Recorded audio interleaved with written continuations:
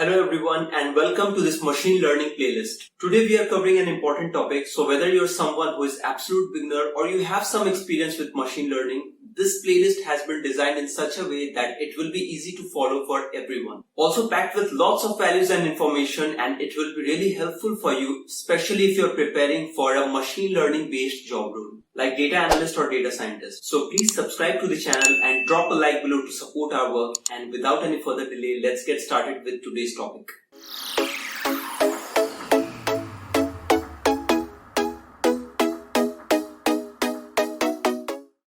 Hello everyone and welcome back to this new lecture where we are covering K-nearest neighbor, one of the fun machine learning algorithm to learn and really easy to interpret. So before we get started, my only request is to drop a like below, subscribe to the channel if not yet subscribed, and without any further delay, let's get started. So KNN or K-nearest neighbor is simply a classification algorithm, and its workflow is relatively very simple when compared to other machine learning algorithms. So let's say that you have enough data for these three classes that you can see on your screen. And let's say that you have a new data point and now you want to classify that to which class from one of these it should belong. So in K-nearest neighbor, all you need to do is you need to define a value of K. For example, if I am stating K is equals to 5, in that case, the algorithm will try to calculate the distance from this data point with 5 nearest neighbors from all these classes. And let's say that it finds that 5 nearest neighbors over here, 1, 2, 3, 4, and let's say 5.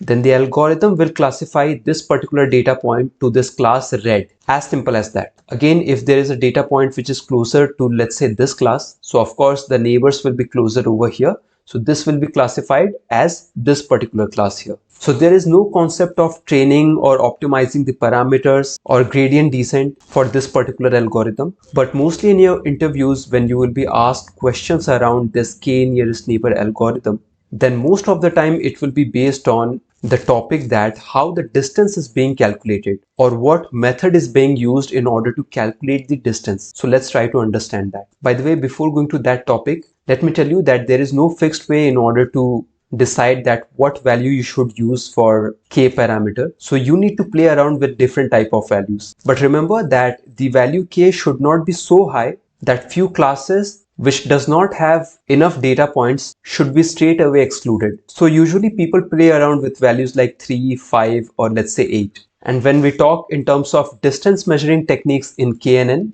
these are few popular methods: Euclidean distance, Manhattan distance, Minkowski distance, and Hamming distance. And most of the time in my experience, I have seen people using these two distance methods, either Euclidean distance or Manhattan distance. So let's try to understand them one by one. Euclidean distance is nothing but a simple resultant distance between two different coordinates, like you can see over here on this picture. On the other hand, Manhattan distance will first calculate the distance in x-axis and then it will calculate the difference in y-axis, and that total distance will be considered as the sum value for Manhattan distance. Again, nothing complicated, pretty much straightforward to understand. Now let's quickly cover the advantages of this particular algorithm. Of course, it requires no training period. The algorithm does not require any training period at all, as the data itself is a model reference for the future prediction, as we have seen earlier.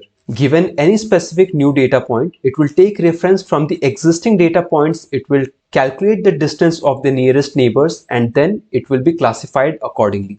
Easy implementation and interpretation, and there are variety of distance metrics. There is a flexibility from the user side to use the distance metric which is best suited for their application. No assumption is required about the data. You don't need to be aware of any parameters or optimization concept. And there is only one single hyperparameter, the value of K, which is really easy to hypertune. Some of the disadvantages would be that it does not work well with large data sets or high dimensionality, because distance calculating process becomes costlier. Costlier in terms of computation. So you can imagine if you have a higher dimension data, let's say you have 30 or 40 features, or let's say more than that, 50 features. In that case, calculating the distance in n dimension will become computationally costlier for your device. And also, if you have a large data set with millions of records, in that scenario as well, this algorithm is not suggested to use. Feature scaling would be required.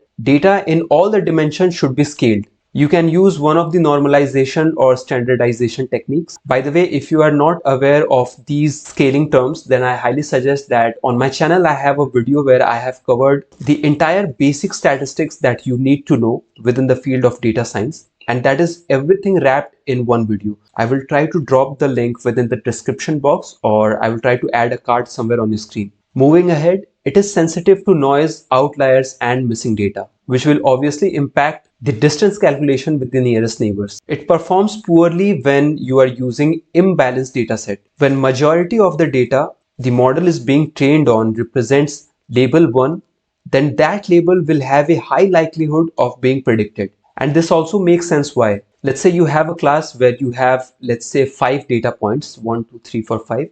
And let's say you have another class where you have, let's say, 10 data points like this. In that case, even if a new data point is closer to the first group and you have defined the value of k, let's say, as 8, then the data being imbalanced, this being lesser and this being higher in terms of data points, the algorithm will classify this new point from this class, where we can clearly see that it should belong to this particular class. And finally, the optimal value of k, if chosen incorrectly, the model will be under or overfitted to the data. So that was it for today's lecture. I hope that you were able to gain a decent understanding around this topic on K nearest neighbor. If you have any question related to this topic or a question related to any other topic that we have already covered within this playlist, please feel free to drop your question below in the comment section and I will try to respond as soon as possible.